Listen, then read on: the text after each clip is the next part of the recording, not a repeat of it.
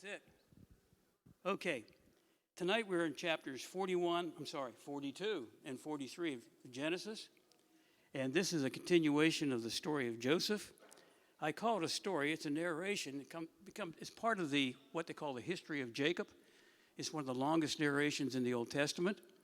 And the section that I have the pleasure of sharing with you tonight is pretty colorful. So let's get started. We have a lot to cover. So let's start with the first 5 verses of chapter 42. I'll get on the right chapter here. There it is on the screen. When Jacob saw that there was grain in Egypt, Jacob said to his sons, "Why do you look at one another?" And he said, "Indeed, I have heard that there is grain in Egypt. Go down to that place and buy for us there, that we may live and not die." So Joseph's 10 brothers went down to buy grain in Egypt. But Jacob did not send Joseph's brother Benjamin with his brothers, for he said, lest some calamity befall him. And the sons of Israel went to buy grain among those who journeyed, for the famine was in the land of Canaan. Okay, so just looking at those first 5 verses, what do we learn about the conditions in Canaan at this time? Now, I need you to dialogue with me tonight, okay? That means you need to talk back to me, okay, a little bit at least.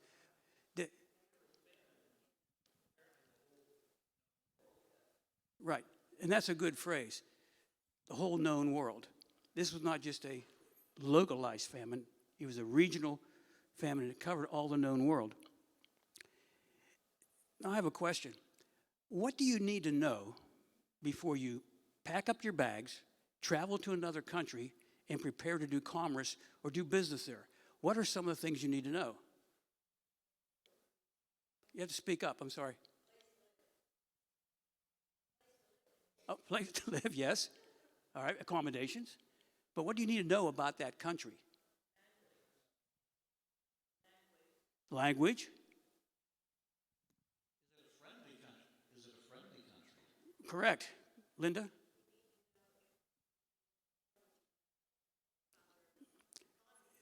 Exactly. So, what enabled Joseph? We're going to call him, well, I'll use his Hebrew name, Yosef, but we'll call him Joseph. So, his brothers had to have some knowledge of what was going on in Egypt. But I had another question that went round and round in my mind after I read chapter 41. What enabled Joseph, a Hebrew, to ascend so quickly to the second highest position in the land of Egypt? God. God was with him. God supported him. All right? Now, that leads me to the next question. I'll say, yes, God favored him, but in what ways did God favor him? Very good. He interpreted dreams. Yes? He blessed everything he did. He protected him. And the list can go on and on. But as I thought about this, I said, here he is. He's in a foreign country. What possibly could God have done to enable this thing to happen? We read in the New Testament about Paul being able to use the Roman highways to spread the gospel all over the known world at that time. And how, even though Rome was such a wicked empire, some of their accomplishments enabled the spread of the gospel. So I looked at this, and I did some background research, and here's what I found. Many Egyptologists, people who study Egypt, in their opinion, a member of the Hyksos people were the pharaohs during the 15th dynasty. This is the time that Joseph was in the land. Now, the Hyksos were a Semitic people. In other words, they came from the area of Canaan, Turkey, Iraq, the northern area, northwest Mediterranean area. So they came, and eventually they moved into Egypt. Funny, but they settled in the Delta area. I found that quite interesting. And when they did that, the next thing they did, they became very populous. Years later, another set of Hyksos people came. Only this time they were much more militant. And they brought chariots. And they drove the native pharaohs out of power and took over. And they ruled for about 100, 150 years. Interestingly, they were in power when Joseph came to be sold into slavery into Egypt. So you have a Semitic Pharaoh who would be much more likely to accept a Hebrew than a natural Pharaoh. One from, I'll use the word indigenous. Okay? Now, some people say, well, that's coincidence. But God can move mountains. He can set up rulers. He can tear them down. So I look at this and I say to myself, is this what God used to enable, Joseph to rise so quickly or to be so accepted? When I shared this with my wife, she looked at me and says, nope, God did it. If you know Cheryl, that was the end of the discussion. So I share that information with you, and it's a speculation, but I thought that was interesting, that there's this possibility that God arranged that. But getting back to the story, we see it in verses 1 and 2. That apparently there was already a discussion going on between the brothers of Joseph and the feasibility of Egypt, about the feasibility about going to Egypt to buy food. The need was desperate. The solution was evident. And some speculate that the reason why Jacob said to them, what are you doing standing around looking at one another? Some people speculate that they really didn't want to go to Egypt. Can you wonder why? They were guilty. That's one speculation. They felt that they had some remorse for the fact that they sold their brother into slavery into Egypt, and he possibly into death. He probably would have died as a slave.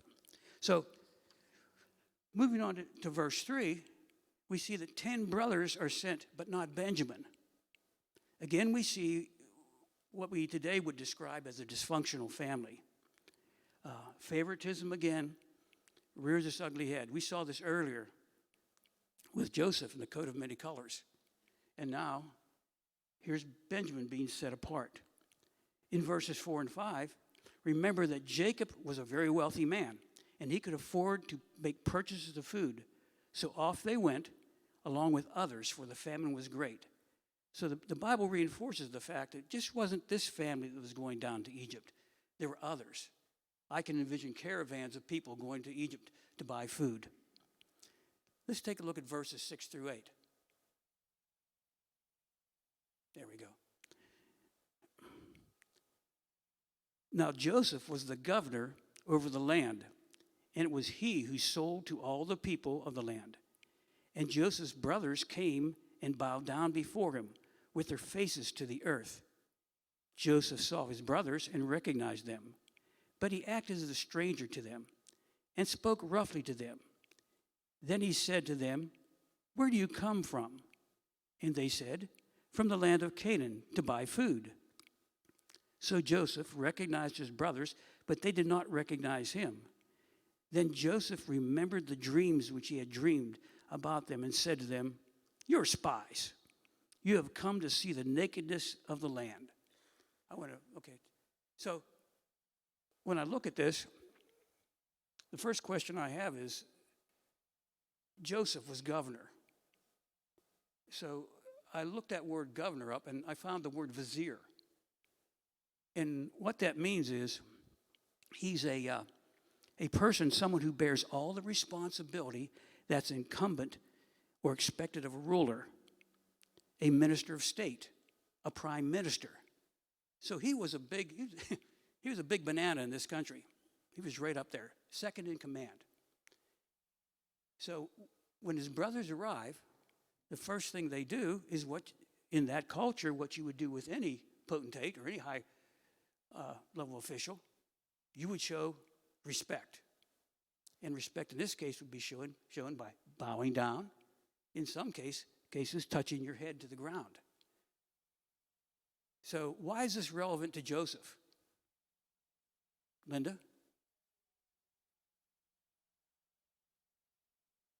Right. Matter of fact, he had 2 dreams. And so he recognized this, but he kept it in his heart. And he spoke to them, the scripture says, roughly. And he accused them of coming to spy out the land and see the nakedness of Egypt. Now, why, if you think about this, why is that not a bizarre accusation to make of these men? There's 10 of them. It's not an army. He called, yes?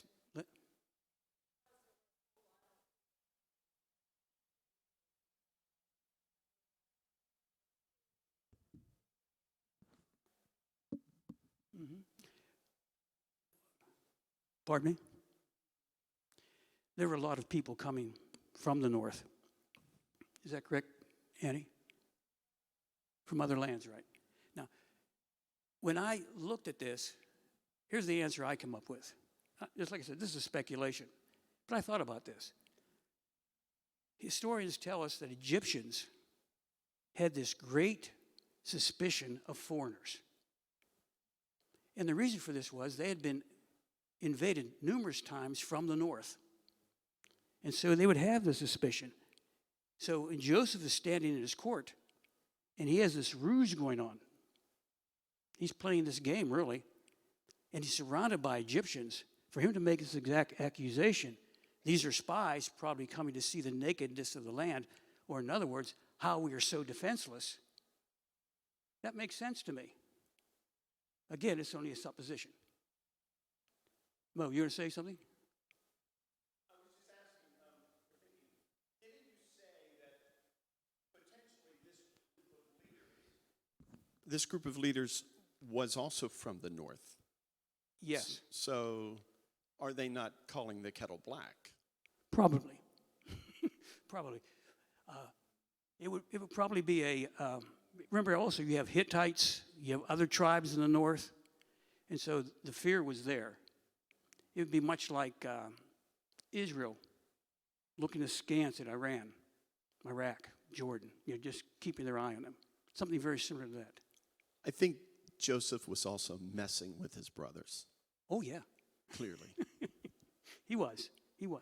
So it says here in verses 7 and 8 that he recognized he recognized them, but they didn't recognize him. Why not? He's their flesh and blood. Why not? Pardon me? Costume? He's a governor. Joe, you were to say something?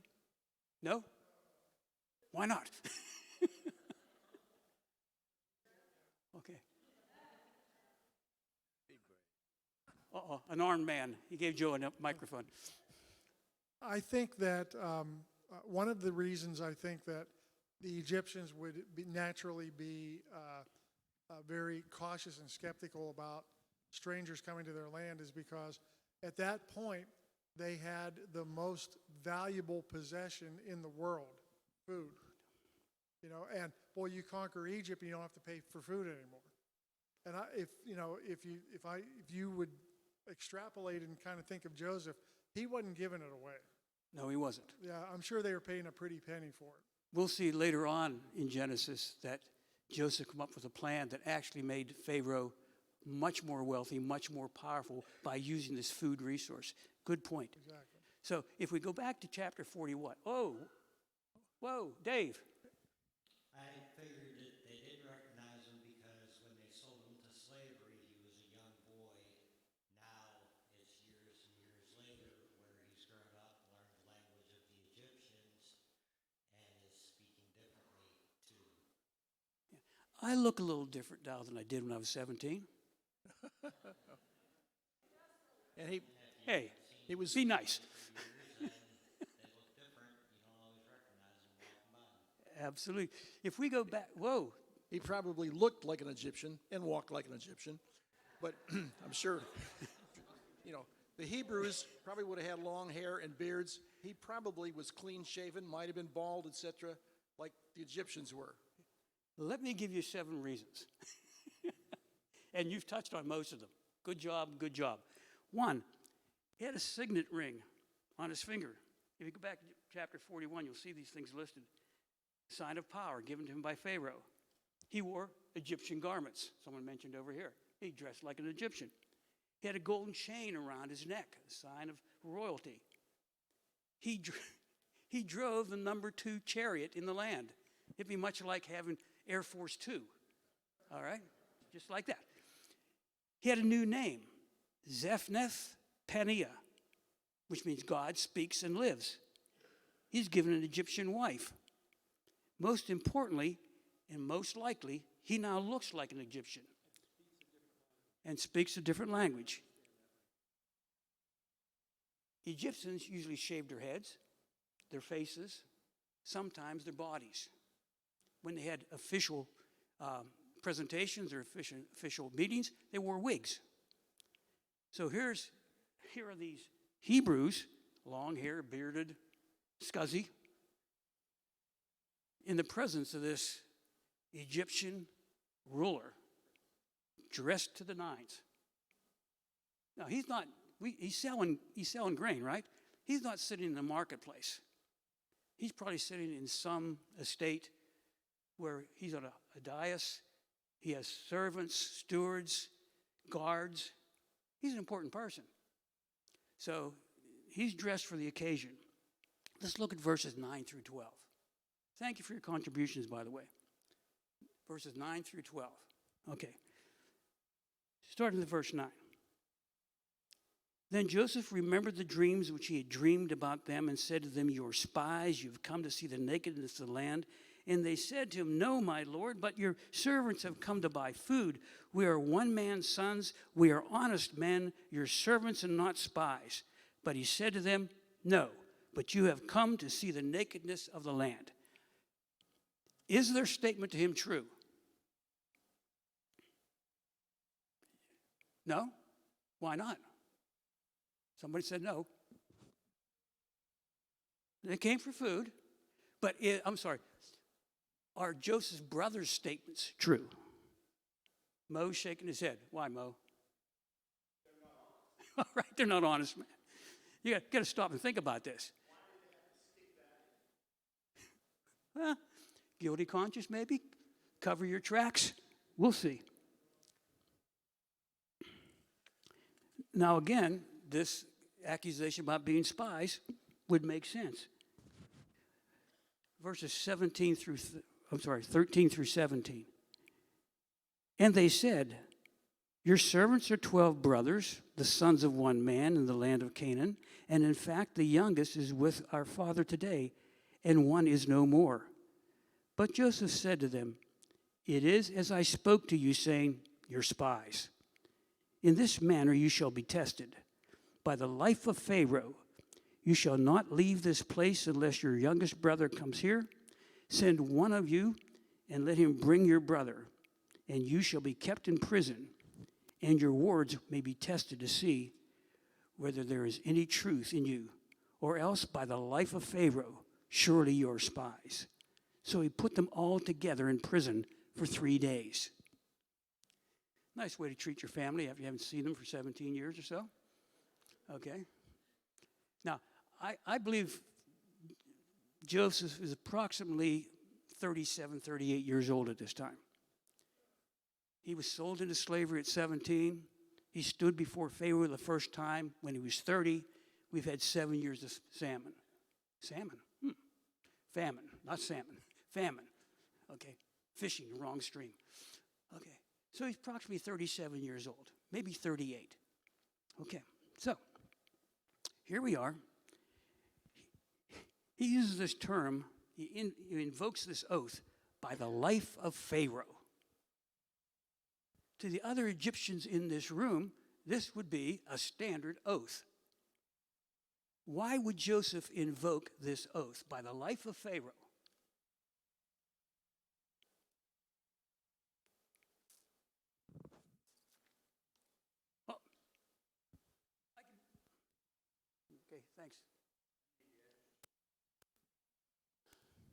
He was being an Egyptian. Pardon me? He was being an Egyptian. Yes, he was. He was being an Egyptian. That's a good answer. That's And correct. also, another reason why the brothers would have thought that he was an Egyptian was he needed a translator because Yes. he pretended he didn't know Hebrew.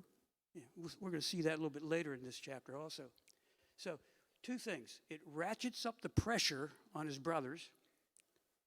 It also maintains the ruse before the attendant Egyptian ministers and attendants present. But remember, to Egyptians, Pharaoh was a representation of God, the sun god Ra. And you've seen his pictures in posters from Egypt. He's presented as a man with a falcon's head. You ever seen those? So when you invoke by the life of Pharaoh, that was like saying, in God's name. So it's a very, very strong oath. Verse 18. I'm motoring through this because we have so much to do. Verse 18. Now the men were afraid because they were brought into Joseph's house. I'm sorry. I jumped a complete chapter on you. Verse 18. Then Joseph said to them on the third day. Oh, by the way, he put them in prison. What kind of prison do you think it was? I think it was a dark dungeon. Rats, mice, lice, snakes. I don't like spiders and snakes. And that's not what it takes. Pardon me? Oh, same kind Joseph was in? Huh? You know, I thought so at first too, but later on, it almost seems like it's a house arrest. We'll see that a little bit later. They could have been in prison the first 3 days, but later on, it appears like a house arrest. So he said to them on the third day, do this and live, for I fear God. If you are honest men, let one of your brothers be confined to your prison house. There it is, to your prison house, not a dungeon. And bring your youngest brother to me, so your words will be verified, and you will not die. And they did so. Now, the conditions have changed. So instead of sending one back and keeping 9, now I'm going to send 9 back. I'm going to keep 1. Now, apparently they were given time for a sidebar here. They don't have to go too far because, as someone has already mentioned, I think it was John, as far as they're concerned, Joseph can't understand a word they're saying. So they're having this little sidebar discussion. And I find this interesting. In verses 21 and 22, he said, the word says, pardon me while I adjust my trifocals here. But it happened, nope, I did it again. Went over to verse, okay, and it oh, it's right up there. And then they said to one another, we are truly guilty concerning our brother, for we saw the anguish of his soul when he pleaded with us, and we would not hear. Therefore, the distress has come upon us. This is verse 21. Verse 22. And Reuben answered them, saying, did I not speak to you, saying, do not sin against the boy? And you would not listen? Therefore, behold, his blood is now required of us. But they did not know that Joseph understood, for he spoke to them through an interpreter. So maybe you've had this happen in your family. There's a discussion, and one of your brothers or sisters said, they play the I told you so card. Did you ever have that? I had 3 sisters. It happened all the time. I always tell, maybe I told you this before, but I always tell people, I was 14 before I realized my name was Ray and not him or it. Yeah, he did it. It's in my room. All those things, right? All right. So Reuben, the oldest, he has this I told you so moment. Now, here we see an emotional reaction from Joseph. It says here, and he turned himself away from them and wept. then returned to them again, talked with them, and took Simeon from them and bound him before their eyes. Why did he take Simeon and not Reuben? Reuben was the leader. He was the eldest. Why not select him? Why Simeon? Scotty, you're way back there. I'm sorry. We'll get you next. Yes. Simeon was the one that suggested throwing him in the pit and all that. Pardon me? Simeon was the one that suggested throwing him in the pit. Maybe one reason. Scotty?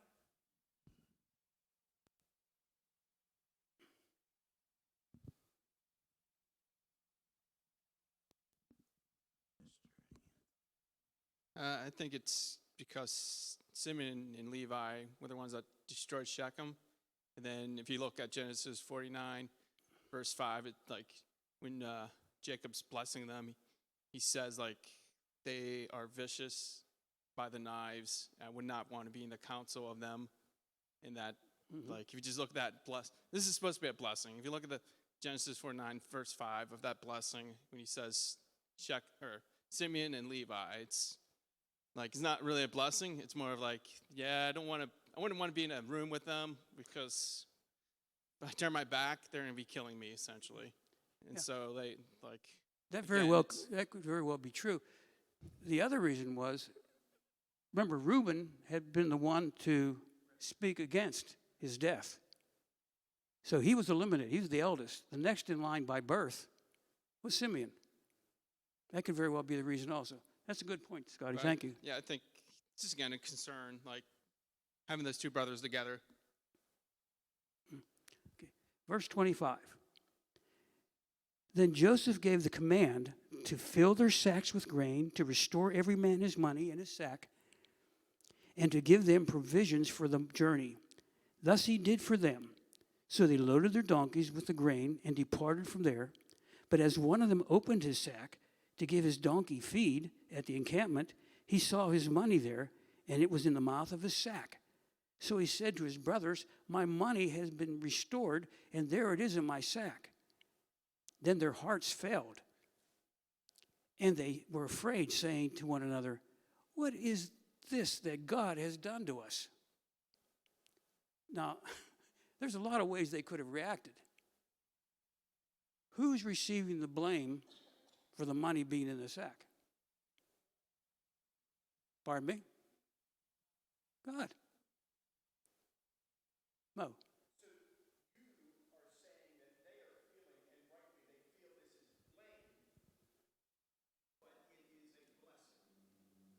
Well, they don't see it. Yes, Joseph is blessing them, but they see it as a ruse. They see it as a complication. And I think they're torn. Do we go back and take the money back? But what did the man say? Dan.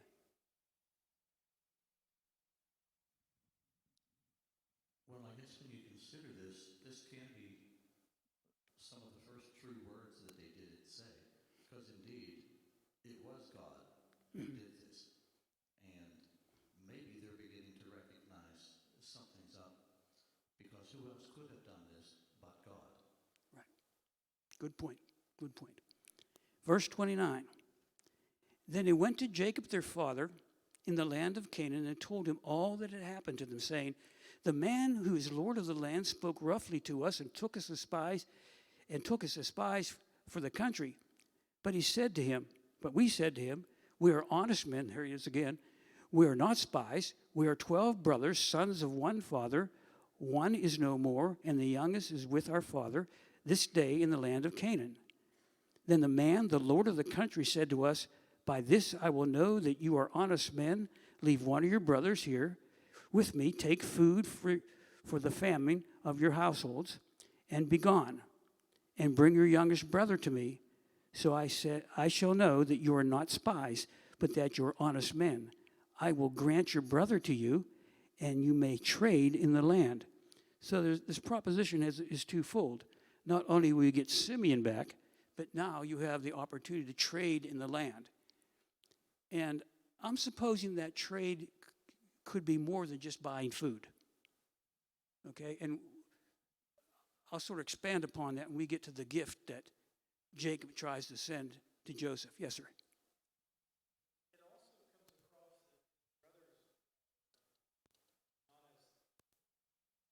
Motivated to, oh, thank you. I got Mike now. It also comes across that his brothers don't share as deep of a relationship that Joseph has with God or even Israel has with God, because on the way down to Egypt, when Israel finally travels down to meet Joseph, they stop at Beersheba. He offers a sacrifice. He has a dream. God speaks to Israel about, I'm going to protect you. Go on down. So, but in that whole scenario, both when the events are unfolding, there's a lot of fear, a lot of stress, both in Egypt about, now Simeon's being taken. You don't see them crying out to God. You don't see them offering sacrifices. You don't see them praying. You don't see them fasting. You don't see them any of that. And even when they find the silver, again, there's no indication that they're. It's all more, concern and fleshly driven instead of turning to God in that moment, asking Very for clarity. good point. Very good point. So we're talking about human logic, Yes. being able to figure out the problem on your own. And we saw how that works, right? Okay, verses 35 and 36. Then it happened, as they emptied their sacks, that surprisingly each man's bundle of money was in a sack. And when they and their father saw the bundles of money, they were afraid. Now, the problem's been multiplied. Not only do we have one sack of money, we have 10. Now what do we do? I love Jacob's response. And Jacob, their father, said to them, "You have bereaved me. Joseph is no more. Simeon is no more. And you want to take Benjamin. All these things are against me." Jacob has one of these woe is me moments. He has several of these throughout this chapter. Then Reuben, I love this pledge. Then Reuben spoke to his father, saying, "Kill my 2 sons. If I do not bring him back to you, put him in my hands, and I will bring him back to you." Now, if you're one of Reuben's sons,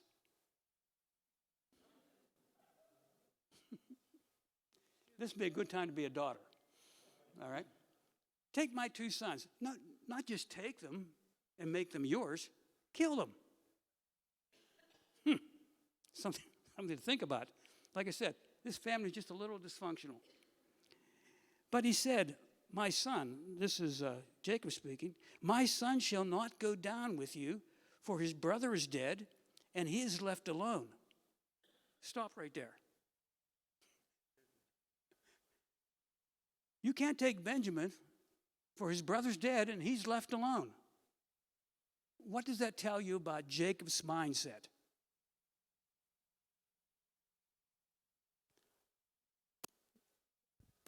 Annie? It's okay. He favored Rachel's kids. What about his attitude towards his other 10 sons? Not so much. Not so much. Joseph's gone.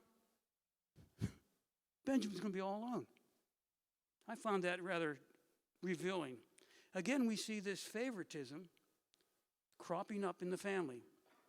And then he says, another woe is me moment, "If any calamity should befall him along the way in which you go, then you would bring down my gray hair and to sorrow in the grave."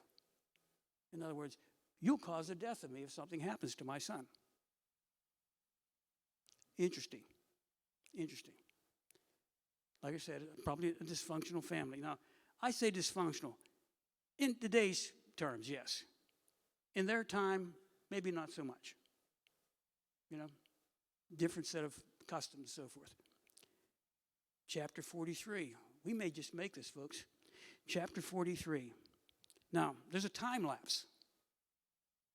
They've had this discussion. They have the food. There's nobody going back to Egypt. You pick up on that? They're having this argument. They're eating the food. Now the famine was severe in the land. I'm in verse 1, chapter 43. "And it came to pass, when they had eaten up the grain, which they had bought from Egypt, that their father said to them, "Go back, buy us a little food." Makes sense, right? He sees the problem. He knows what the solution is. Go back and buy some food. But Judah, notice it's not Reuben speaking now, it's Judah.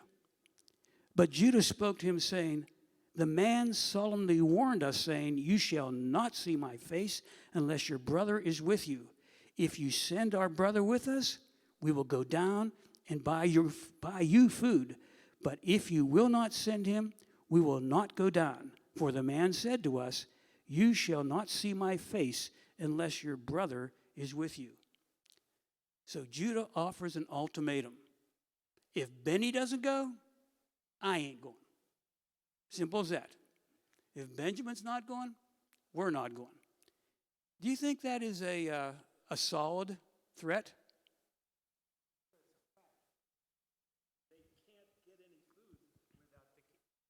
Get any. Why go down if the key, which is Benjamin, is not with him?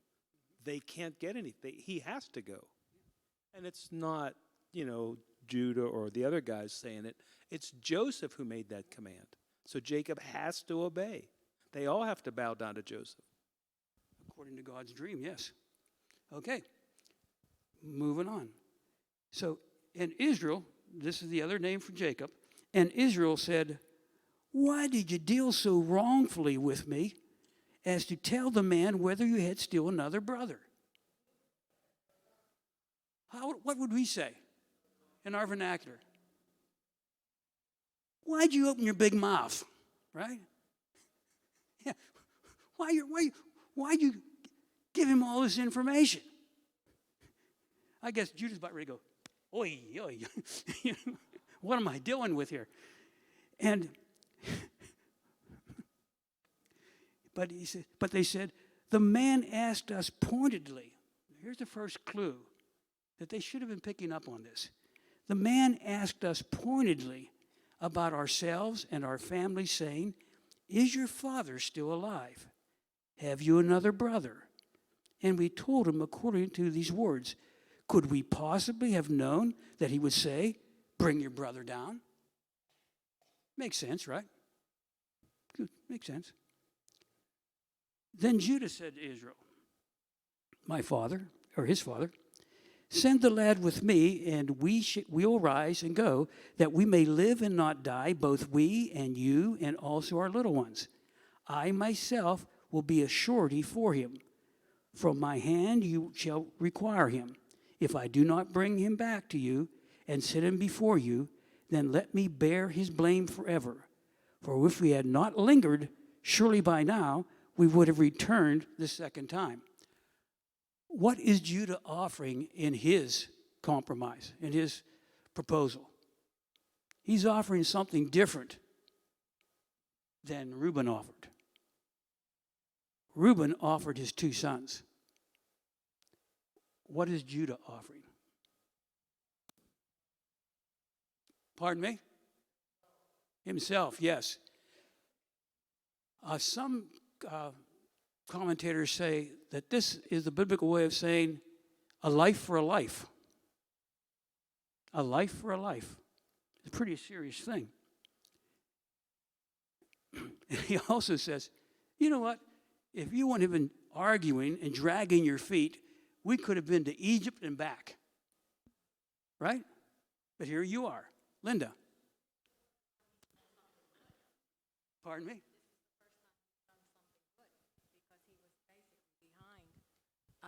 Joseph being sold and everything. So now he's turning and doing something good. He wants to save him with Benjamin. You have to get that thing ready. She's going to hit me with a mic, folks. It's not going to be pretty either. No, I'm not. No, Judah put himself to, if anything happened to Benjamin, he'd be responsible. And this is the first time he's done something good. Because before, it was against Joseph, what he had done. All right. Steve, I'm losing my voice. Steve? Yes, sir. I'll use my teacher voice. There you go. Thank you, sir. I'm also a bit surprised that, I guess the first thought I had when my sons told me this is, I know the bait and switch. I served for Rachel, got Leah. Laban switched with me on my wedding night. I could just send a servant posing as Benji, and let that go and see what happens and keep Benji with me. It runs in the family, right? What comes around goes. Well, this Pharaoh would. Or this. I'm sorry. Yeah. Scotty. I know this is a while back, but in 42:18, it says, like, on that third day, Joseph said to them, I fear God. And that, he wasn't talking about the Egyptian gods. He was talking about their God. Like, it says Elohim. And, like, in a way, like, he was trying to give them a hint, like, hey. Absolutely. This whole grovel, if they would have realized, like, hey, this guy said he fears our God. Who is our God? And then this whole, like, mess they're in right now would have been kind of relieved. Like, just because they realize, but they don't, like, I think it was Steve or maybe Ray, you said it, they don't really know who their God is. Like, Jacob kind of, has an idea who their God is, but the brothers absolutely don't know. They're like, they're somewhat familiar with their God. Yeah. But sorry, I didn't mean to. Yeah, no problem. Thank you. I have that in my notes, and I forgot to mention it. Thank you very much. Yes, he did say, I fear God, and he used the word Elohim, Elohim, which means God Almighty or Lord Almighty. Is a plural term that presents two facets of God, his majesty, his magnificence, and magnificence and his majesty. So he is the great God, so the one and only God. So Scotty's right. When Joseph said that was the first, like a flashcard. Here, guys, look at this. And they didn't. All right, good point. All right. Okay, where did we leave off here? Okay. Okay, do wrongfully. Okay. All right. Okay, verse 11. And their father, Israel, said to them, if it must be so, then do this. Take them some of the best fruits of the land in your vessels, and carry down a present for the man, a little balm and a little honey, spices and myrrh, pistachio nuts and almonds. Take double the money in your hand, and take back in your hand the money that was returned in the mouth of your sacks. Perhaps it was an oversight. Take your brother also, and arise, go back to the man, and may God Almighty give you mercy before the man, that he may release your other brother and Benjamin. If I am bereaved, he's got this Jewish, boy, if I'm bereaved, I am bereaved. If I die, I die. Yeah, he's pretty negative about this. But notice what he does here. In their sacks, they're going to have 3 times the money they went down there with the first time. They have the money Joseph returned to them, plus twice as much more. So, notice the gifts. They're all goods from the land of Canaan. That's where I got the idea that possibly trade might be more than just exchanging money for food. But we'll see this as we go along. So, things get good now. So the men took the present and Benjamin, and they took double money in their hand, and arose and went down to Egypt, and they stood before Joseph. Notice they haven't prostrated themselves. They're standing before him. When Joseph saw Benjamin with them, he said to the steward of his house, take these men to my home and slaughter an animal and make ready, for these men will dine with me at noon. Then the man did as Joseph ordered, and the man brought the men into Joseph's house. So now we have movement from the place of business to Joseph's private home. And I get the impression that he doesn't even really acknowledge them. He just says to her steward, take these men to my house. He doesn't spend a whole lot of time just even looking at them. Now, this is something new, right? Now, the men were afraid because they were brought into Joseph's house, and they said, "It is because of the money, which was returned in our sacks the first time, that we are brought in so that he may make a case against us, seize us, take us as slaves with our donkeys." I found that amusing, right? They're going to make us slaves. They're going to take my donkey. I'd say, give them the donkey, let me go, right? But you need to understand, donkeys in the Middle East at this time were very important. They were the major means of transportation. A man's wealth could be measured by the size of the herd of donkeys he had. So taking the donkey was to me, it was humorous. To them, it was a big issue. When they drew near to the steward's house, they talked with him at the door of the house and said, "Oh, sir, we indeed came down first time to buy food, but it happened when we came into the encampment that we opened our sacks, and there each man's money was in the mouth of the sack." Wait a minute. Is that what happened? Is that what happened? When they came to the encampment, each man found the money in the sack? No. One found the money in the sack. The other 8 took the money all the way back to Jacob's before they found the money. Check it out. Anyway, small point. And we have brought down other money in our hands to buy food. We do not know who put our money in our sacks. Can you envision this? They're afraid. And there's Joseph. He's not paying real attention to them. And so they sort of sidle up to this guy, the steward, say, "Hey, we need to talk to him. Let's talk to him. Present our case to him. Maybe we can get out of this deal." But they're surprised. And surprise comes right here. But he, being the steward, says, "Peace be with you. Do not be afraid. Your God and the God of your father has given you treasure in your sacks. I had your money." Then he brought Simeon out to them. So things are changing.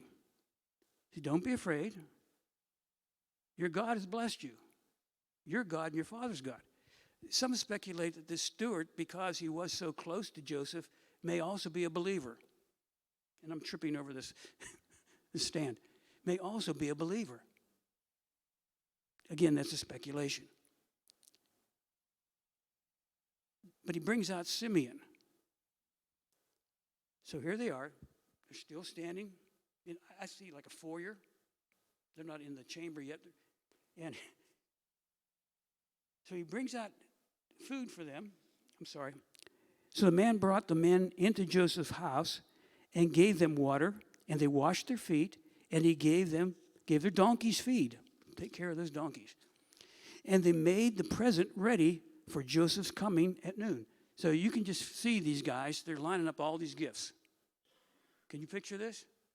There's 9 of them. They're lining up all these gifts that they brought down because they want to make an impression. And they figure they're going to eat at noon. For they heard that they would eat bread there. And when Joseph came home, they brought him the present which was in their hand into the house. And they bowed down before him to the earth. Here comes that dream again. They're bowing down before him to the earth. Then he asked them about their well-being and said, "Is your father well? The old man of whom you spoke, is he still alive?" And they answered, "Your servant, our father, is in good health. He is still alive." And they bowed their heads down and prostrated themselves. So they're not doing this once and getting up. They're showing him every bit of respect. The dream is being fulfilled, continuously bowing down and prostrating themselves. Now here, I find this very curious. It says, here he lifted his eyes. They're speaking of Joseph now. Apparently, they're doing all this, and he's not really focusing on them. He's a high official. He doesn't have to make eye contact with them. He doesn't. But now he raises his eyes. I find this very, very pertinent. He lifts his eyes and saw his brother Benjamin, his mother's son, and said, "Is this your younger brother of whom you spoke to me?" And he said, "God be gracious to you, my son." Now his heart yearned for his brother. So Joseph made haste and sought somewhere to weep. And he went into his chamber and wept there. Then he washed his face and came out. He restrained himself and said, "Serve the bread."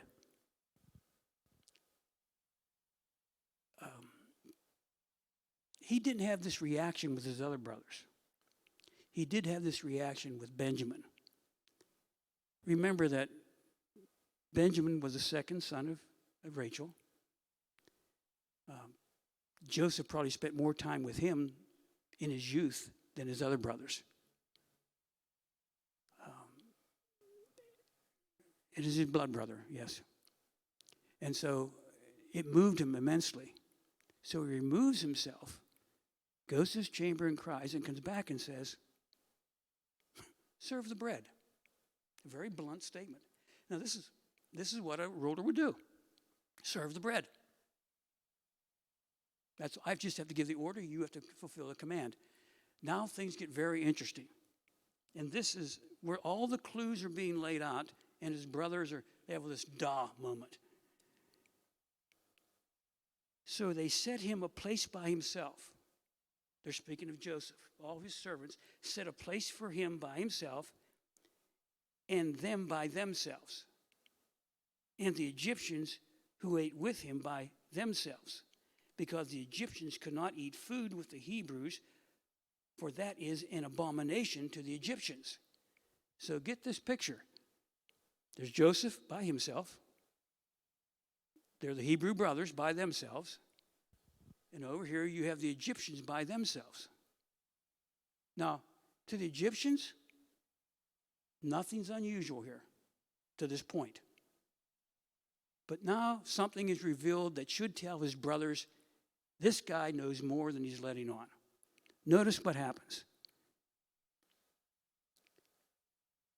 And they sat before him, the firstborn according to his birthright, and the youngest according to his youth. And the men looked in astonishment at one another. Now, wait a minute. How would this fellow know? Here comes Reuben, Simeon, Levi, Judah. I'm not going to test my memory any further than that. Okay? But he sat them all in order. Then here's something that I find very revealing, and this is where many commentators say, here's when Joseph really stands out as a type of Christ. Notice what he does. Then he took servants to them from before him. He served them. Here is a master in Egypt serving these foreigners, these nobodies. And he didn't just serve them from some platter over here. It says he took the food from before him, from his own table. He gave what was his to somebody who hadn't earned it. Does that sound like anybody else we know? Yeah. He took it from his own table. And then he continues to do things. He served them from before him, from the food before him, but Benjamin's serving was 5 times as much as any of the others. Wow. Now, Linda.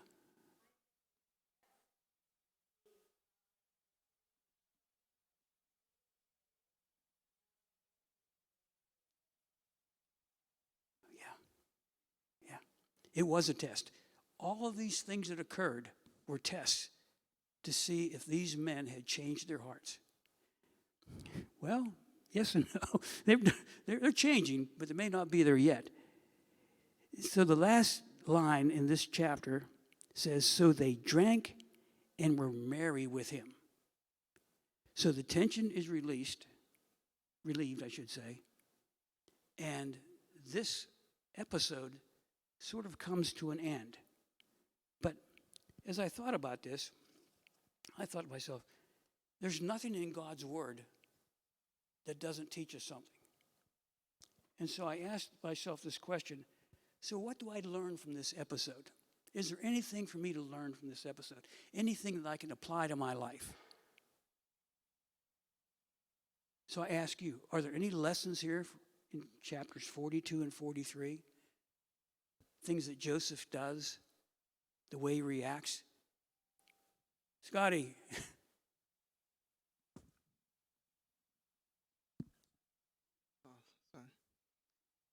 Yeah, I think like the way Joseph treats others, especially those that mistreated him, really shows character, especially when he has like the authority to dispose of those people. Absolutely. And it shows like how God is the same way, even though he can dispose of us. We're just ants to him, We're just a vapor, and he can but he chooses to give us what we don't deserve, just like his brothers, they don't deserve how he treated them.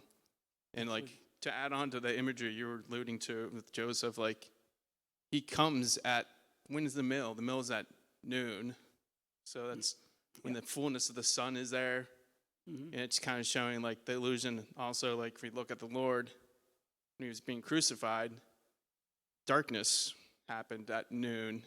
And that's when the darkness fell, where it was completely dark. And I think it's interesting that, this life event was shown, stated, oh, this meal is at noon.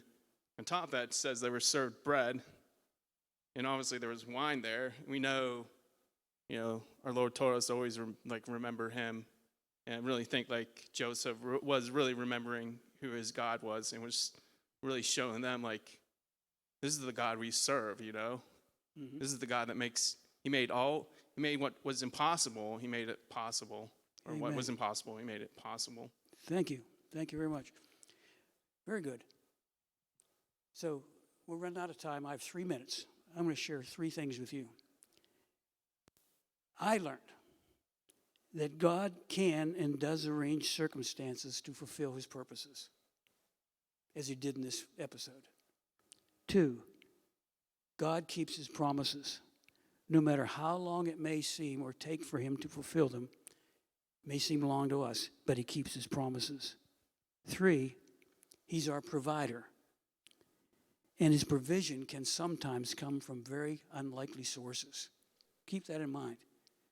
His provisions can sometimes come from very unlikely sources.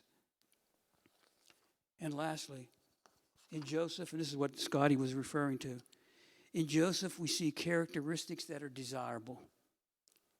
He was remarkable for his gentleness, faithfulness to duty, magnanimity, and forgiving spirit. He is, and very well could be, a type of Christ. Next week, the story continues, and God's plan for his people will further be revealed. Thank you for your dialogue with me. It's a lot easier when you have people respond. I appreciate that. I never read a story in the Bible. Let's put it this way. I never read a section of the Bible. I don't like to call them stories.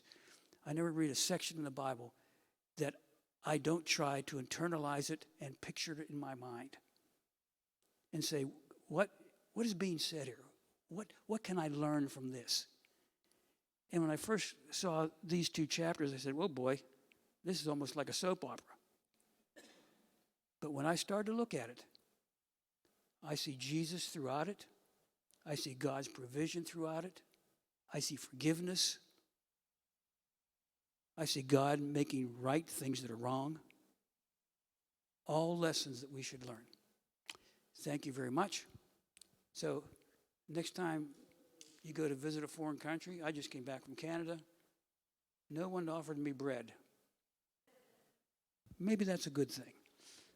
God bless, folks.